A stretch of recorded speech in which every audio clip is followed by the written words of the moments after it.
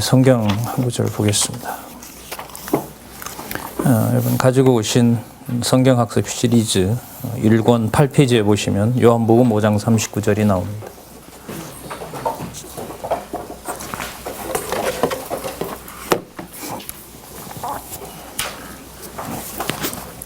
제가 읽겠습니다. 너희가 성경에서 영생을 얻는 줄 생각하고 성경을 상고하거니와 이 성경이 내게 대하여 증거하는 것이로다. 예수님의 말씀이시죠. 유대인들에게 책망하는 맥락에서 하시는 말씀입니다. 그 성경을 영생을 얻는 것이다라고 생각을 합니다. 그 단순한 문자가 아니라는 거죠. 그래서 성경을 읽고 또 생각한다는 거 아닙니까? 그 문자를 읽고 생각하는 것이 아니라는 거죠. 그런데 거기에 기록되어 있는 것이 누구냐 하면 바로 예수님 자신이라고 얘기를 합니다. 그럼 당신이 영생이다라는 증거가 되겠죠. 그러니까 읽고 생각하는 것이 이제 영원한 생명이 된다. 이 말씀이 지금 이 구절에 들어 있습니다. 오늘은 여러분들한테 지난번에 부탁도 드리고 또한 오늘 할 내용이 뭔지도 잠시 알려드렸습니다. 작년부터 저희들이 지금 하고 있는 게 뭐냐면 성경신학 총서 20권 하고요. 그 다음에 성경신학 전문연구소를 지금 소개를 드리고 있습니다. 올해 성경신학 전문연구소에 대해서 소개를 드리는 거고요. 안내를 해드리는 거고 강론은 물론 아닙니다. 이 강론을 올바르게 할 수 있도록 제가 확인한 부분들을 알려드리는 겁니다. 지난달에 했죠. 우리가 뭘 했냐면 기독교 가치론하고요. 행복론에 대해서 얘기를 살펴봤습니다. 그리고 그게 어떤 책인지를 여러분들에게 말씀을 드렸어요. 기억나시죠? 네. 다시 할까요? 다시 안 해도 될까요? 반응들은 지난번에 기독교 가치론하고 행복론 안내해 드렸습니다. 예, 알아요? 예, 근데 안다고도 안 하고 그런다고도 안 하고 좀 흥미롭죠. 작년하고 올해 매달마다 그러니까 맨날 하면은 이제 한 20회가 될 겁니다. 우리가 강의를 방학이 1월하고 8월이니까 10번이니까요. 작년 10번 하고 이제 올해 다 하게 되면 10번이고 20번인데 20번이고 한 번 할 때마다 작년에 4시간이고 올해 이제 3시간으로 그렇게 줄였는데 작년 4시간이면 40시간이고 올해 3시간이면 30시간이 되죠. 그러면 70시간이죠. 맞죠? 70시간이 뭐냐 하면 제가 분명히 말씀드렸는데 강론이 아니고 안내 이 책이 어떤 성격인지를 책 소개를 드리는 거였습니다. 어떻게 공부해야 되는지, 어떤 의미가 있는지. 그러니까 70시간이 대학으로 말하면 뭐냐 하면 보통 한 학기 대학 강의가 여러분 40시간에서 45시간, 35시간에서 한 40시간 돼요. 40시간에서 45시간 되는데 그 두 학기를 계속해서 책 소개를 하고 있는 겁니다. 그 오리엔테이션을 하고 있는 거예요. 들어가기 위해서. 아마 이런 일도 아마 드문 일이라고 생각을 합니다. 작년부터 이제 안내를 해드리는 성경신학 총서와 전문연구소의 관계도 그동안 다 말씀을 드렸고요. 제가 준비한 내용들을.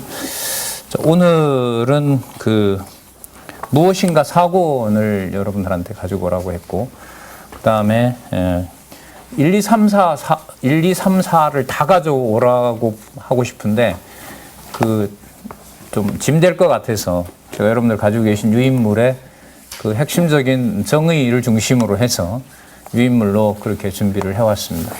오리엔테이션 잘하는 거죠. 예, 오리엔테이션 잘 끝나면 수업을 제대로 잘 받으시면 됩니다. 그리고 또 하나는 성경학습 시리즈가 이제 6권으로 한 세트로 되어 있습니다. 그 책이 도대체 무슨 책인지를 이 시간에 소개하도록 그렇게 하겠습니다. 인터넷으로 보시는 분들은요, 우리 말씀운동 성경신학 선교회 사이트에 가면 중앙 제일 밑에 보시면 성경신학 전문연구소 참고 자료, 강의 자료 1, 2가 있으니까요. 그걸 보시면 도움이 될 것입니다. 그리고 지난번에 내어드렸던 유인물들 꼭 참조하시고요. 이 유인물들은 오늘 받으신 것까지 해서 잘 모아두시기 바랍니다. 여러분들이 언제 또 활용할 수도 있기 때문에 부탁을 드립니다. 자, 그러면 오늘 저희들이 시작할 내용이 가지고 계신 유인물로 보면 무엇인가잖아요. 자, 그 무엇인가에 나타난 내용들이 무엇인지는 그 가지고 계신 유인물에 보면 나와 있습니다. 1, 2, 3, 4권이고요. 주제가 전부 10개로 되어 있죠. 각 권마다. 그래서 전체 40개 주제가 있습니다. 그리고 무엇인가는 우리 그 지난번 내어드린 유인물에 나와 있는데 무엇인가는 과목으로 보면 어디에 들어가 있냐 하면 한번 찾아보시겠어요? 무엇인가 사고는 그 신학원 과정에 있습니다. 신학원 과정에 뭐라고 나와 있죠? 가지고 계신 유인물의 제목에도 나와 있죠. 무엇인가 1권에서 4권 주제 분류 이렇게 나와 있고요. 이게 뭐라고 나와 있습니다. 그 다음에 기독교 총론이라고 나와 있죠. 기독교가 뭘 의미하려는 것이냐, 그걸 이제 무엇인가 4권을 통해서 총체적으로 논리적 어떤 구성이 가능하다. 이게 여러분들 우리 신학원 과정에 있는 기독교 총론이라고 할 수 있습니다. 잠깐만요.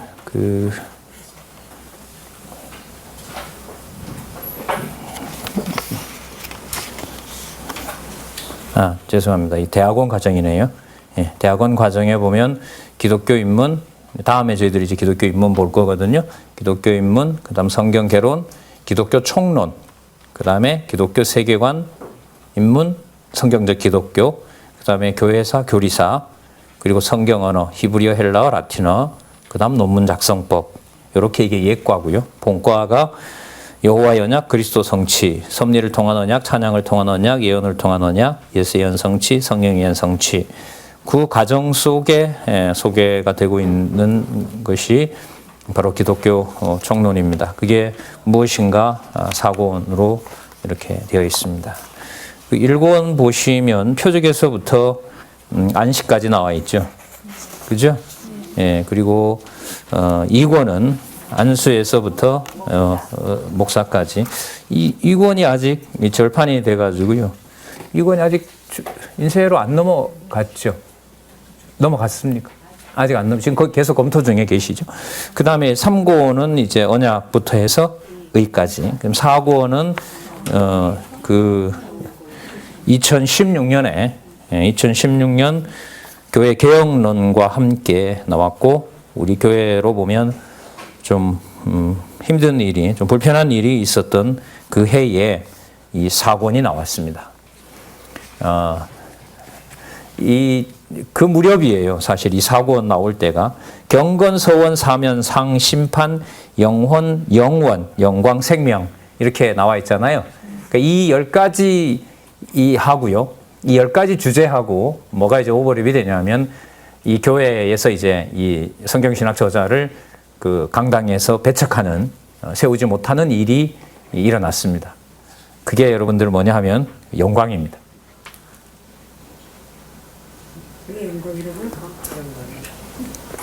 네, 주의를 집중시키려고 제가 말씀을 드렸습니다. 무슨 뜻이냐면, 우리가 지난번에 도서 목록을 여러분들한테 전해드린 이유가 우리 일상사와 관련된 걸로 보면 우리가 이 성경신학의 역사, 하나님께서 어떻게 섭리를 해오시고 살아계신 증거를 보여주시는가라는 것을 우리가 뒤로 놓게 돼요. 내 삶이 먼저면. 근데 이제 이 보는 것처럼 경건, 서원, 사명, 상, 심판, 영혼, 영원, 영광, 생명 이랬는데, 제가 지금 영광이라고 한 이유는 뭐냐면, 사건으로 보면 2016년에 저자가 그 수십 년, 40년 이상 지켜온 강단에서 처음으로 교권에 의해서 교회법, 정관에 의해서 강단에 서지 못하는 진짜 비통한 일이 생긴 거죠. 인간적으로 보면. 이건 아마 시간을 두고도 아마 부정적으로 생각을 하면 장안중앙교회의 인간적으로 말하면 수치고요. 그 일을 주도했던 사람들로 보면 물론 이제 뭐 그걸 통해서 진리를 더 공부할 수 있는 계기도 되겠지만 지금 흘러가는 상황으로 보면 아, 하나님께서 이렇게도 하시는 거구나. 좀 떨리는 두려움이 커지는 그런 부분이기도 합니다. 그래서 제가 아까 영광이라고 말한 것은 뭐냐면 신체로 보면, 몸으로 보면 당했던 것이 모욕이고 배신감일 수가 있죠. 그리고 저희들도 그때 우리 원로들도 그 아침에 화가 나셔서 대단히 화가 나셔서 이제 유리창도 깨시고 그렇게 한 일 여러분들 알고 계실 겁니다. 그러나 그때 일어났던 중요한 지적인 성경신학의 작업은 전문연구소에서 무엇인가 사건이 나왔다는 겁니다. 그 사건의 주제가 뭐냐면 경건이었던 거죠. 그럼 그 사건에서 뭐가 오버랩이 돼요? 경건이 뭐지? 이렇게 질문을 던지는 겁니다. 참 이 드라마 같은 순간이었는데 제가 이걸 그때 교정을 보고 있었거든요. 교정지를 이제 이 저자한테 드렸더니까 그 일이 이제 낱낱침에 근데 이 상황에서 무슨 교정을 보시냐고 이 일을 빨리 수습을 하셔야 되는 거 아니냐라고 이제 강하게 얘기를 드렸더니 저를 보고 이제 앉으라고 하시고 나한테는 지금 가장 중요한 게 뭔 줄 아냐고 반문을 하시더라고요. 그래서 뭐 이 수습하는 거 아니겠습니까? 난 아니라고, 솔직히 아니라고. 솔직히 아니고 이게 3월까지 나와야 이제 4월 달에 또 기지연 모임도 있고 하기 때문에 제 시간에 계획된 대로 인쇄소에 넘어가는 게 나의 관심사다 이렇게 얘기를 하시더라고요. 그러면서 이제 제가 그때 교정 받던 빨간 펜으로 교정을 받던 게 여기 보라고. 이 수십 군데 내가 잘못 썼다고 지적을 해놓은 이게 나는 제일 신경이 쓰인다고. 그리고 이 사건은 박웅기 강사는 모르겠지만 이미 대치동에서 그때 장로들이 전부 민사로 그때 이제 시무 장로들이죠. 그때 우리 여기 계신 우리 심장로님은 그때 이제 그 받으셔가지고 일단 임명을 앞두고 있을 텐데 그 일하고 너무나 똑같은 사건이었다고 그러시더라고요. 그래서 이 일이 똑같이 반복된 것은 이 일을 누가 하신다? 야, 하나님께서 똑같은 일을 하시구나. 마치 여러분 그렇게 얘기는 안 하셨지만 제가 받아들이기에는 그 아브라함이 부인을 몇 번 부정하죠? 똑같은 짓을 하잖아요. 네, 똑같은 짓을 해요. 나중에 한 40년 지나서는 아마 가라고 했을 거예요. 믿음이 좋으니까. 하나님께서 보호하신다라고 했기 때문에 나중에 그 아비멜렉한테 보낼 때는 좀 다른 심정이지 않았나 이런 생각도 하는데 어쨌든 여러분 그때 경건, 그 다음에 서원 한번 생각을 해보자고요. 서원이라는 게 뭐예요? 하나님께 서원 주시는 거거든요. 그죠? 서원을 주게 되면 뭐냐면 사명감이 생기는 거죠. 뿐만 아니라 창세전에 있었던 이미 받은 은혜, 그게 뭐냐 하면 여러분 상인 거예요. 상황이 좋고 나쁜 것은 하나님이 정해 놓으신 대로 뭐 하시는 거죠? 심판하시는 거예요.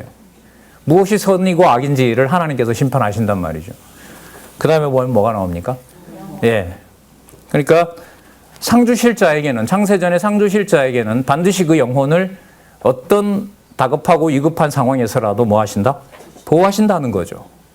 왜냐하면 그 영혼은 여러분 부활의 영. 그러니까 부활이 뭐냐 하면 분명히 죽였는데 죽어요? 안 죽어요? 예수님이 죽으셨잖아요. 근데 죽으셨어요? 안 죽으셨어요? 죽지 않으셨잖아요. 다시 살아나셨잖아요. 그게 바로 뭐냐면 그 영원한 생명 아니에요. 그게 부활이란 말이죠.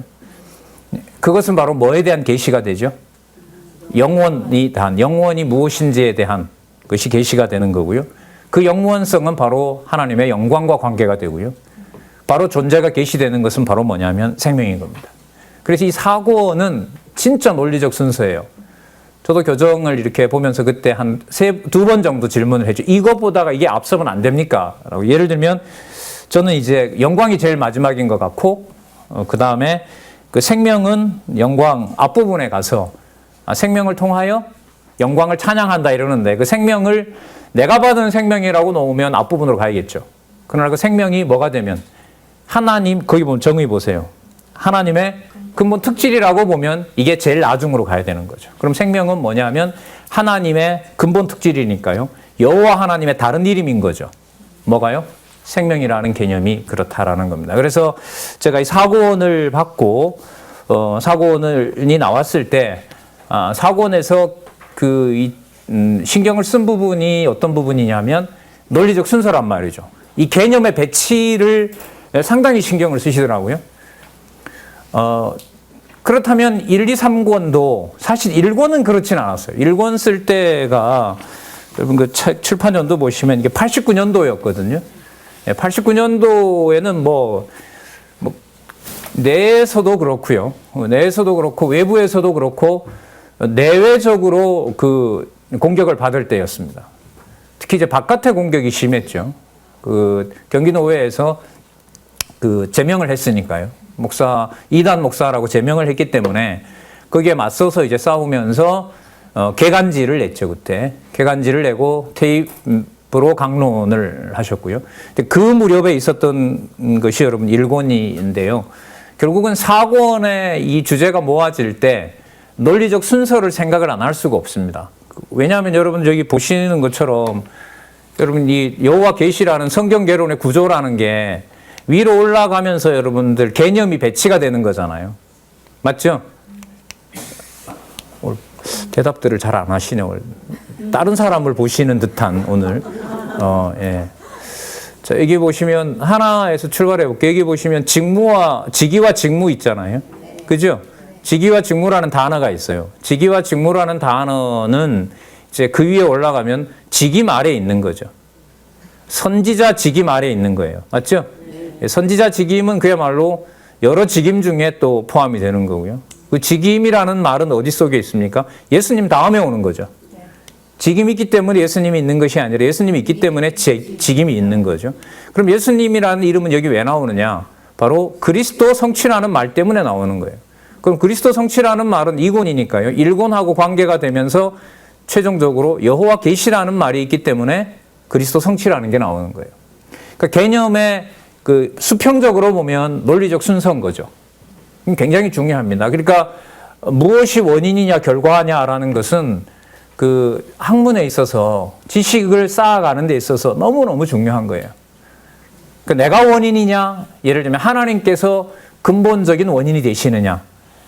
내가 시작이 되면 이건 인본주의잖아요.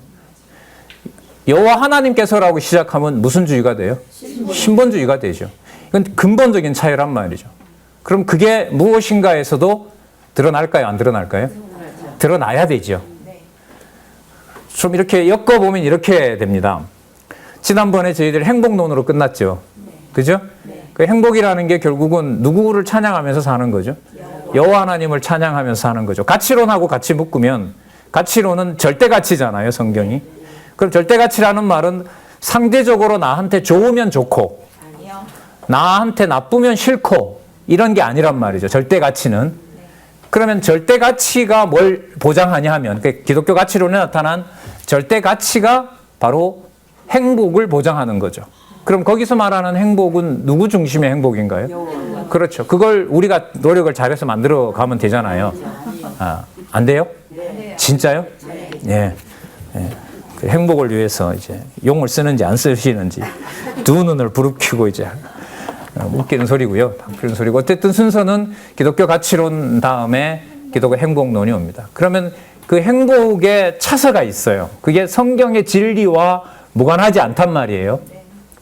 그럼 성경과 무관하지 않다면 성경 전체를 한순간에 다 말을 해줄 수가 없다고요. 그럼 그 중에서 개념을 40개를 뽑는 거죠. 지금까지 뽑아온 걸로 보면 40개예요. 40개 뽑아놓은 개념을 가지고 순서를 매기는 거죠. 무슨 순서를 매길까요? 누구 중심의 기독교를 소개하려는 걸까요? 어디에 바탕을 둔? 성경의 바탕을 두고, 성경의 바탕을 두고 여호와 계시 중심으로 안내를 할 때 이 40개를 저는 순서 있게 가르칠 필요가 있다, 전해줄 필요가 있다라는 게 이게 오늘 소개하려는 목적입니다. 그래서 이제 저자한테도 몇 차례 말씀을 드렸고 사실, 그리고 이 40개니까요. 이걸 총론이기 때문에 안내자도 안내하지만 이걸 40개를 다 그냥 순서대로 조정을 하셔가지고 내면 어떻겠습니까? 사실 말씀도 드린 적이 있어요. 그럼 일단 책 분량 늘어나는 걸 진짜 싫어하거든요, 저자는. 최소화시키려고 하는데 그 묶어놓으면 그 크기도 하고 불편하기도 하고 전달할 때 알아서 하면 되지 않겠느냐 이렇게 말씀하시더라고요. 그래서 제가 여기다가 기독교 총론일관 예시 1이라고 했어요. 1이라고 한 이유가 다른 목적으로 더 잘 안내할 수도 있기 때문에 그래요. 무슨 말씀인지 아시겠죠? 예. 자, 그래서 이제 4권이 끝날 때 4권으로 지금 마감이 됐는데 4권으로 마칠 때 논리적 순서, 개념의 논리적 순서를 굉장히 강조했기 때문에 1, 2, 3, 4권 전체가 무슨 순서를 고려할 수가 있다. 논리적인 순서를 고려해서 소개하면 그게 뭐가 된다? 성경에서 말하는 기독교가 무엇인지를 성경의 바탕을 둔 개념으로 설명할 수 있다는 거예요. 그 개념이 40개라고 저는 보는 거고요. 이걸 뭐 40개를 다 이제 저도 생각할 수가 없기 때문에 이렇게 일단 안내를 해드리고, 남아있는 시간에는 이제 뭘 할 거냐 하면 40개의 순서를 제가 일단 준비해온 부분이 있어요. 같이 한번 따라가면서 그게 그러면 정답은 아닙니다. 다른 방향으로 총론 소개를 다시 할 수 있습니다. 그냥 뭐 1페이지부터 1권부터 40까지 그냥 쭉 읽어봐라 이렇게 해도 할 수가 있는 거고요. 아니면 어떤 목적을 가지고 본다면 예를 들면 4권을 먼저 읽고 예를 들면 읽어봐라라든지 어떤 주제를 읽고 난 다음에 뭘 읽어봐야 된다든지 그런 어떤 논리적 순서가 열려있는 전문 연구서가 뭐냐면 무엇인가 1, 2, 3, 4권이에요. 그럼 무엇인가 1, 2, 3, 4권에 대한 논리적 감각이 있으면은요. 여러분 오늘 한 권 또 여러분들하고 살펴볼 게 성경학습 시리즈잖아요. 성경학습 시리즈가 매 권마다 몇 과로 되어 있냐 하면 거의 50과로 되어 있어요. 51과로 되어 있으니까요. 보통 52주니까 51과 같으면 매주마다인 거죠. 매주마다 하고 이게 6권이기 때문에 6, 5, 30 하면 이게 1학년부터 말하면 6학년이 되는 거고요. 그 다음에 횟수로 보면 이게 6년인 거죠. 매주마다 하게 되면 이제 6년이 걸리는 거고 매일 하게 되면 어떻게 될까요? 매일 1년이 365일이니까 매일 한 챕터씩 만약에 가정교회에서 하게 되면 1년 안에 교재를 다 하게 되고 매 챕터마다 문제가 3문제니까 3문제란 말이에요. 그러니까 3 곱하기 5 하면 150이고 3을 더하면 153이잖아요. 그 153문제, 153 곱하기 6을 하면 얼마죠? 638, 6, 5, 30. 1000문제 정도 되죠. 그럼 1년 동안 하루 3문제씩 하게 되면 1000문제를 안내서를 따라가게 되면 성경 내용에 충실한 성경 학습을 하게 돼요. 그게 성경 학습 시리즈예요. 그게 바로 뭐냐 하면 양식을 매일 먹는 그게 바로 행복이에요. 참 잘도 갖다 붙인다 이러지 마시고 기독교 행복론과 뭐와는 떨어질 수가 없다. 아니 지금 말씀드렸잖아. 매일매일 행복을 캐는 일이다. 그게 기독교 행복론에서 성경을 등한시할 수가 없기 때문에 기독교 행복론은 그 행복의 내용은 바로 어디에서 찾아서 확인하면 된다? 성경 학습 시리즈에서 매일매일 3문제씩 풀면 끝난다. 예. 그러니까 1년짜리가 될 수도 있고요. 그 다음에 이게 6년짜리도 될 수 있고 매주마다 일단 한 번씩 모인다고 하면 일주일에 2번 하게 되면 뭐예요? 3년으로 줄어들겠죠. 일주일에 3번 하게 되면 몇 년으로 줄어들까요? 1년이면 줄어들겠죠. 매일매일 하면 1년이 안 걸리겠죠. 이렇게 구성되어 있는 것이 바로 권사님 얘기했던 900문제인 거죠. 그러니까 여러분 이 율법과 제 그리고 은혜에서 우리가 뭘 살펴봤냐 하면 수십 가지 질문을 던지고 거기에 대해서 그 수십 가지 질문이 뭐였냐 하면 전통적으로 기독교에서 해명할 수 없었던 문제, 그러나 꼭 풀어야 되는 문제, 그게 율법과 제 그리고 은혜에 있었고 가장 핵심적인 게 악이 무엇이냐 하는 거였죠. 악이 무엇이냐? 도대체 이게 어디서 나왔느냐? 도대체 무엇이 악이냐? 그게 우리 성도의 받은 바 은혜와 무슨 상관이 있느냐? 그게 율법과 제 그리고 은혜였습니다. 그런데 성경학습 시리즈는 질문으로 보면 이게 900개가 넘기 때문에 진짜 뭐 900개고 안에 들어가서 또 풀어나가야 되는 문제로 보면 이제 천 가지의 문제의식을 가지고 뭐 하는 거죠? 성경을 보는 거죠. 그 1000개의 문제의식을 하나로 모으게 되면 딱 하나로 모아져요. 여호와가 계시냐? 여호와가 존재하냐? 이 말인 거죠. 그래, 여호와께서 존재하신다. 그게 행복이 맞느냐? 맞다. 왜냐하면 창세기에서부터 계시록까지 우리가 매일매일 양식을 먹도록 하고 있지 않느냐. 이렇게 해서 여러분 기독교 행복론과 성경학습 시리즈로 가기 전에 중간에 자 매장마다 넘어가기 전에 총체적으로 아까 900문제를 접하기 전에 40개의 개념을 가지고 그 제목이 뭐죠? 이 책 제목이 무엇인가잖아. 그죠? 그러니까 40개 문제를 던지는 거죠. 40개 문제를 던져서 기독교가 뭐냐? 다음과 같은 40개의 질문을 볼 때 그럼 그 질문에 대한 대답을 제가 이제 여러분들하고 어떤 걸 먼저 소개하면서 자, 또 하나는 성경 개론 구조가 있어야 성경학습 시리즈는 공부가 가능합니다. 예. 반대로 말하면 성경 개론과 성경학습 시리즈는 그러면 강론집이 이제 나와서 진짜 너무너무 좋지만은요. 그게 이제 그 사전이니까 성경 의미 분석 성경 개론과 그 다음에 성경학습 시리즈도 뭐가 된다? 하나의 세트가 된다는 거죠. 더 내려가서 이제 문제를 풀 수 있으니까. 성경 개론은 뭐가 안 나와 있죠? 성경 본문이 안 나와 있죠. 그죠? 근데 성경 강론집 다 가지고 다닐 수는 없단 말이죠. 그건 무겁잖아요. 그러면 성경학습 시리즈는 뭐가 나와 있냐면 문제에 대해서 성경 내용 요약이 성경 개론보다가 훨씬 더 많은 분량으로 대여섯 문장으로 적혀 있다는 거죠. 그죠? 예. 근데 이 책 구성이 좀 문제라기보다 좀 아쉬움이 있어요. 이 저자의 지적이기도 한데요. 그건 좀 이따 이제 유인물 가지고 또 설명을 하도록 하겠습니다. 우리는 뭐 이렇게 바꾸는 걸 저희들이 비난하기 위해서 그런 게 아니라요. 바른 공부 방법을 찾아가는데 우리가 일단 이 교재를 가지고 지난번 이 책은 없단 말이죠. 거의 없죠. 뭐 권사님 그죠? 이 학습 시리즈는 없죠. 아 그러니까 예. 이건 지금 출판되고 있지 않죠.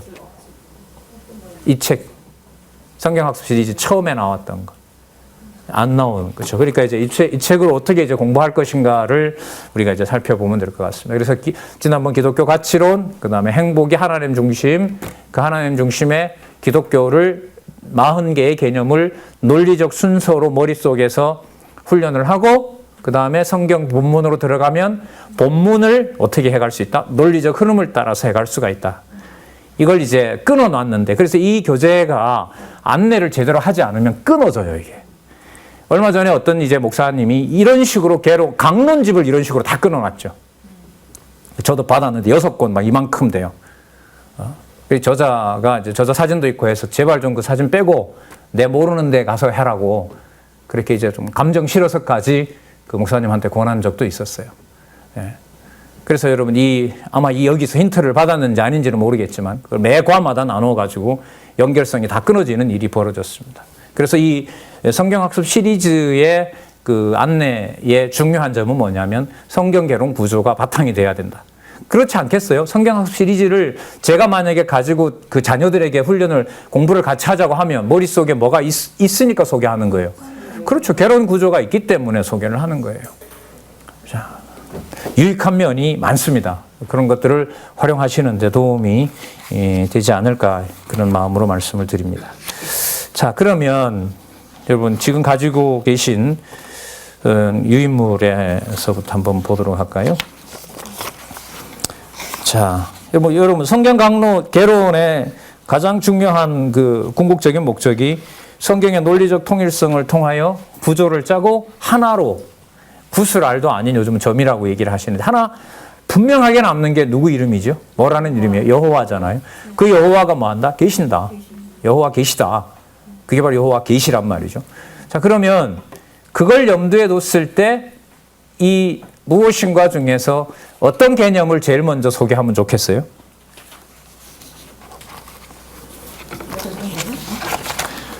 성경 개론 구조에서 자, 언약이라고 했어요. 언약으로 출발하는 게 좋을까? 그럼 이렇게 질문이 나오죠. 이제 스스로 질문을 던지면 되니까. 여러분, 언약은 자, 내용을 한번 볼게요. 언약이 어디 있어요? 3권에 3권 1에 있죠. 네, 영원한 하나님의 작정하신 뜻에 기초를 둔다고 하죠. 네. 맞죠? 네. 그럼 이 언약을 설명하는데 어떤 개념이 들어와 있어요? 영원이라는 개념이 들어 있죠. 그죠? 그러면 뭘 알고 언약을 보면 도움이 될 수도 있어요? 그렇죠. 그러면 이 질문을 계속 던지는 거예요. 그러면 4권에 있는 8번째, 4.8에 있는 4.8, 3.1 뭐 이렇게 할게요. 4.8에 있는 뭘 보면 영원. 그럼 영원 정의를 또 한번 볼게요. 창조주 하나님과 피조물의 원형인 절대적 속성, 이 절대성이란 말이죠. 여러분, 절대성은 어디에서 나오죠? 또 이게? 지난 시간에 우리 살펴봤었잖아요. 거룩이란 무엇인가에 보면 절대성, 그죠? 불변성, 가치론에 가면 나오죠? 불변성, 그 다음에 절대성, 영원성 이런 게 나오잖아요. 그러면 3-9와 연관된 무슨 개념이 필요할까요? 거룩이라는 개념이 또 필요하죠. 그럼 거룩이라는 개념에 보면 뭐가 나와요? 절대자 하나님이라는 게 나오죠. 자, 따라오고 계세요? 3권의 9번째. 거룩이 나오죠. 거기 보면 어떤 하나님으로 소개하고 있어요? 절대자 하나님이라고 정의를 하고 있단 말이에요.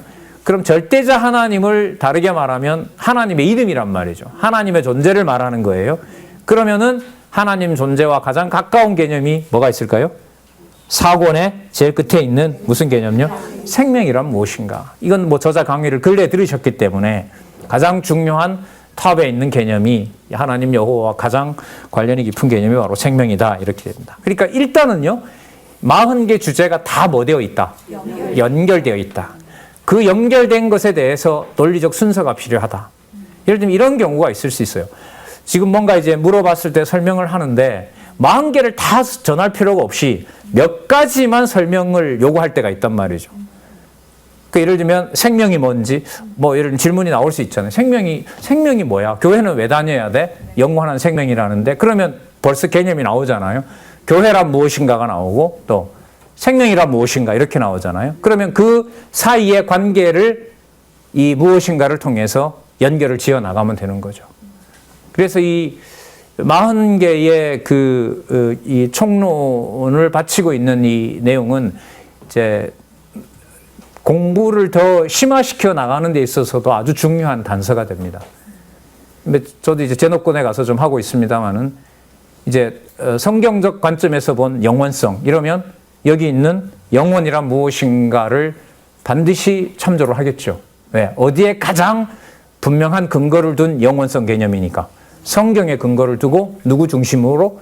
여호와. 그러니까 하나님 살아계시느냐. 그러니까 우리 성경 신학이 하나님께서 물론 이 지혜를 주시지만 출발이 뭐냐 하면 하나님이 존재하느냐 안 하느냐에 관심을 주느냐 안 주느냐예요. 그래서 우리 경동 강좌에서 우리 후배 목사님들 보고 참 많이 질타를 하시는데 목회하려고 이 자리에 오면 저하고 핀트가 안 맞습니다. 지난 시간에도 또 죄인의 눈 이것도 강조하시던데요. 그러니까 만약에 여러분 하나님의 존재고 뭐고 필요 없이 그냥 사람들하고 잘 지내고 교회 그냥 번성시키고 뭐 그렇게 하는 게 목적이라고 한다면은 여러분 이런 관심에서부터는 멀어질 수밖에 없는 거죠. 그 40년 동안 지속적으로 성경 강론이 있었지만 그 성경을 철저하게 더 공부하게 되는 과정으로 인간적으로는 오진 않았단 말이죠. 물론 그 역시도 하나님 하신 일이죠. 다르게 보면 얼마나 여호와 하나님의 존재가 중요한 물음인가라는 사실을 보여주는 예가 되기도 하고요. 거기에 대해서 어떤 미련도 없이 이제 전문 연구서까지도 구조적으로 이해할 수 있는 그 틀 속에 여러분들과 제가 있다는 거죠. 그러니까 연관이 되어 있다는 말은 여러분들 뭐예요? 연관되어 있다는 말은 분리되어 있지 않다는 거잖아요. 분리되어 있지 않다는 건 나와 무관한 게 있다 없다? 없다는 거예요. 전부 나와 연관해서 누가 살아계신 증거다? 여호와께서. 좋은 일만? 아닌 거죠. 이걸 비판하는 말이 뭐냐 하면 서로 연관되어 있다는 거예요. 최악인 경우라는 것도 예수님으로 보면 최악이 뭐예요? 예수님 파는 가룟유다 같은 경우 아닐까요? 근데 그 일이 여러분들 무관해요. 창세전에 여호와 하나님께서 연관시켜 놓은 일이에요. 그렇죠. 그게 여러분 막연한 게 아니라 뭐에 바탕을 둬야 되느냐? 성경에 바탕을 둬야 돼요. 성경에 바탕을 두는데 창세기부터 계시록까지 한마디로 다 못하잖아요. 그러다 보니 중요한 핵심 개념 40개를 연결을 시키면서 소개하는 훈련과 학습이 필요하다는 거예요. 그거 오늘 여러분들한테 예를 들어서 한번 해보자는 거죠. 자, 그러면 생명이라는 것이 제2에 있는 여호와 계시와 직결된다고 한번 생각을 해봅시다. 자, 그러면 생명이란 무엇인가? 생명을 잡았으면 여러분 그 다음에는 여러분 어떤 개념을 놓으면 좋을까요? 자, 영광도 나오고요. 영원도 나오고요. 이렇게 나오죠. 자, 사권의 영향이 좀 커요. 왜냐하면 사권을 그 개념의 논리적 순서를 고려를 했기 때문에 저자의 강의도 근래에 여러분 들으셨지만은 생명이란 무엇인가라고 했을 때 이걸 처음 놓았을 때 저는 일단 이렇게 좀 분류를 해봤습니다. 일단 생명의 그 본질이 뭐냐면 계시 차원에서 보면 영원성을 가지고 있는 거라고 봐요. 그리고 그 계시되는 게 뭐냐면 그러니까 영원한 생명인 거죠. 영원한 생명이 뭐 되는 거죠? 드러나는 거죠. 그 드러나는 의미를 좀 다르게 말하면 이제 영광과 연관이 되는 거죠. 그 말을 만들어 보면 이렇게 되겠죠. 생명이신 여호와 하나님이 생명이신 여호와 하나님께서 영원한 당신을 보여주시는데 계시하시는데 계시되는 것이 바로 뭐냐면 영광을 선포하는 거란 말이죠. 자, 그러니까 여러분 제가 예시라고 한 거예요. 여러분 이 답이 아니에요. 여러분들도 그렇게 연결시켜서 공부해 나가는 걸 지금 말씀을 드리려는 거니까요.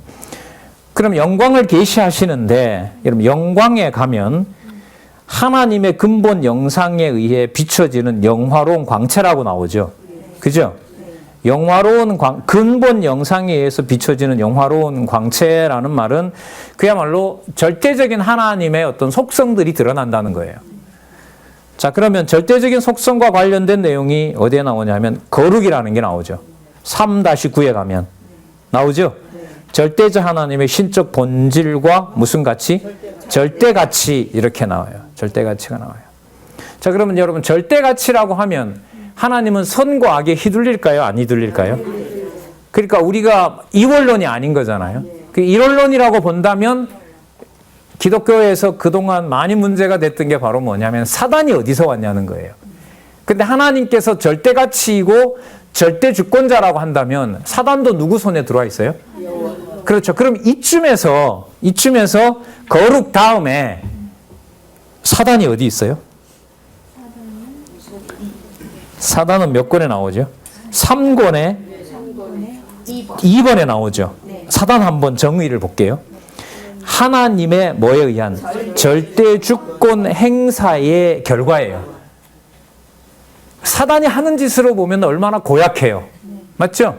그런데 지금 사단을 계시의 관점, 그럼 앞부분에 얘기했던 살아계신 하나님께서 영원한 뜻을 계시하시는데 당신의 영광을 절대가치로 드러내신단 말이에요. 그러면 사단이 등장해서 아무리 망쳐놓는다 하더라도 하나님의 존재에는 손상이 갈까요? 안 갈까요? 그러면 여러분 사단이라는 존재가 여기 정의되어 있는 대로 하나님의 절대주권 행사의 결과이자 뭐예요? 주권적 능력의 영광 선포 도구가 되는 거죠. 그럼 여기 한번 잘 보세요. 순서를 지금까지 한 걸 한번 매겨볼게요. 생명이 1번이고요. 생명이 1이고요.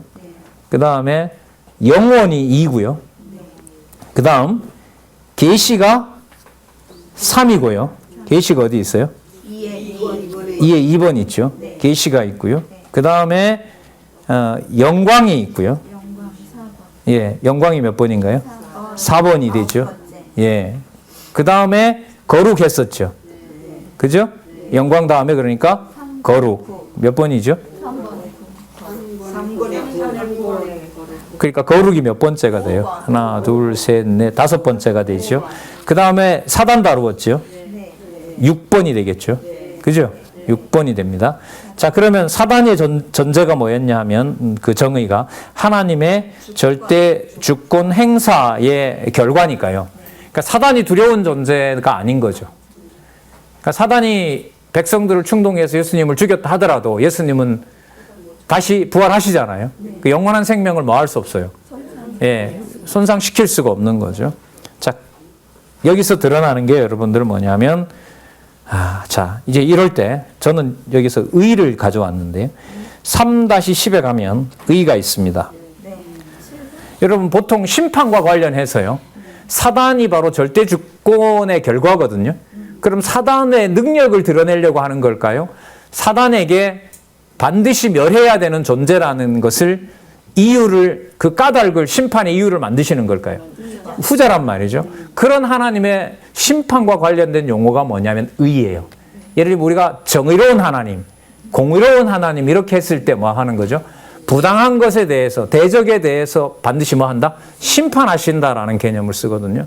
그래서 사단을 부리는 하나님이 불의한 분이 아니라 어떤 분이다? 의로운 분이다. 여러분 이게 여러분 신학에서 너무너무 중요한 바로 우리 율법과 죄 그리고 은혜의 과목의 제목이 뭐였었는지 기억이 나세요? 기독교 신정론이라는 거예요. 신정론, 신자고요. 정자가 바를 정자고요. 논이 이제 논리인데 신정론이 뭐냐면 세상의 악이 아무리 번성하더라도 하나님의 의로움과 하나님의 거룩성은 손상되지 않는다. 그걸 막연한 전제로 그렇게 깔아놓고 있어요. 중세가 1000년 동안 기독교가 이제 왜곡된 채로 있지만 그걸 어쨌든 절대적인 존재로 확증을 하려고 하다 보니까 많은 신학자들과 철학자들이 어떤 악에서도 신이란 존재는 흔들리면 된다, 안 된다? 안 된다. 그걸 가설로서 만들어 놓은 거예요. 근데 그게 여러분 성경에 뒷받침이 되지 않으면 그렇게 믿어야 된다라는 강요밖에 안 되는 거죠. 그래서 사단을 하나님의 절대 주권성의 관점에서 보면 거기에는 어떻게 악이 저렇게 번성하느냐. 저거는 신이 있다면 불의가 아니라 하나님께서 절대 주권적으로 섭리하는 거기 때문에 그게 뭐가 된다? 의가 된다. 그래서 사단 다음에 뭘 안내할 수가 있다? 의라는 걸 소개할 수 있다. 그러면 여러분 한번 보세요. 사단이 몇 번째냐 하면 하나, 둘, 셋, 6번째잖아요. 그러니까 사단을 소개하려면 하나님 존재에서부터 뭐가 있어야 돼요? 5개 개념이 필요한 거예요. 그 범위 내에서 누구를 보는 거죠? 그 다음에 그래서 사단이라는 것도 이렇게 들어가는 거죠. 그러니까 이게 뭐가 총론이 맞는 거예요. 그러니까 여러분 잘 보세요. 그러면 지금 이렇게 설명한 거라면 사단이 뭐야 할머니라고 물었을 때 사단을 뭐라고 정확하게 여호와의 계시 관점에서 설명을 하려면 무엇인가에 성경 다 가지고 설명할 수도 있겠지만 그게 안 된다면 만약에 무엇인가 가지고 설명한다면 뭐에서부터? 할머니가 지금 다 대답을 못해. 내일 내가 알려줄게. 그리고 이제 지금 제가 이렇게 예시를 들은 것처럼 하나님이란 존재가 있는데 그분은 창세 전부터 계셔. 근데 그분이 다 정해놓고 일을 하시는데 드러내실 때 보면 우리가 볼 때는 사단이 무서운 것 같아도 사단은 어디까지나 하나님이 만든 피조물이야. 그 피조물 속에 하나님은 당신의 통치 능력을 보여주시는데 하나님의 능력을 거기서 드러내시게 되고 사단도 악한 일을 시켜놓은 사단을 하나님이 나중에 심판해. 그런 하나님의 심판하는 능력을 뭐라 그러냐면 의라고 그래. 이렇게 설명이 되는 거예요. 이 정도까지 뭐 여러분 제가 잘한다는 게 아니라 이렇게 활용을 하려면 이 과목이 우리가 이게 대학원 본과 과목인데 제가 지난번에 말씀을 드렸잖아요. 뭐 연구원으로 보면 이제 저자 빼고는요. 이제 저 혼자지만 제가 이걸 학술원이라고 이 단체에서 이렇게 같이 동력을 하고 합력을 하고 있다는 이 놀라운 사실을 제가 진짜 뭐 겸손을 떠는 게 아니라 감당이 안 돼요. 여러분 그 스페인이라는 나라가 콜럼버스가 1492년에 지리상의 발견, 아메리카 대륙을 발견하면서 그 왕실에 천주교의 보물들이 다 스페인 왕실로 모이거든요. 그 모아놓은 그 금은 보화를 가지고 어디에다 쓰냐고 하냐면 세계 사람들에게 옛날 헬라 제국처럼 그리스어가 공용어가 됐던 것처럼 스페인어를 세계 공용어로 만들려고 그 모든 재산을 다 쏟아부어요. 일본까지 오죠. 일본의 그 스페인의 신부들이 와서 이제 뭐 포도 가져오고 총도 가져오고 막 거래하면서 일본에 와서 그걸 전해주고 바로 스페인어를 가르쳐서 카톨릭을 가르치고 종교를 개종시켜서 자기네 나라의 어떤 문화 속에다 넣으려고 한단 말이죠. 여러분들 아시겠지만 그 북아메리카 말고 남아메리카에 보면 브라질, 아르헨티나 이런 나라들 있죠. 멕시코. 전부 무슨 언어 써요? 세계 공용어가? 영어가 아니에요. 거기 스페인어예요. 그러니까 한 부분 그런 일이 벌어졌던 거죠. 그래서 세계의 언어의 랭킹 중에 제일 많은 언어가 여러분 중국어입니다. 영어가 아니에요. 인구로 보면. 중국어고 그 다음이 뭐냐면 스페인어입니다. 스페인어예요. 그러니까 그게 무슨 흔적인 거죠?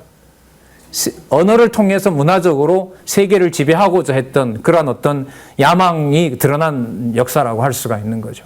그럼 언어 하나 가지고도 그랬는데 총서 20권에 여러분 이 목록으로 보면 여러분 번역서까지 너무 20권 어쨌든 도합 40권이고요. 또 중국어 대륙에 볼 수 있도록 중국어로 지금 제가 듣기로는 이번에 출애굽기 그다음에 레위기 마태복음까지 그러니까 상당히 빠른 거죠, 속도가. 이렇게 이제 되면 글쎄 적어도 뭐 이런 속도라면 7, 8년 아니면 강론집 전체가 번역이 될 것 같습니다. 보통 사건이 아니죠. 단지 언어가 가는 게 아니잖아요. 스페인이 그렇게 몰아서 그렇게 세계에 자기 언어를 보고시키려고 그렇게끔 쏟아부었는데도 하나님 막으셨단 말이죠.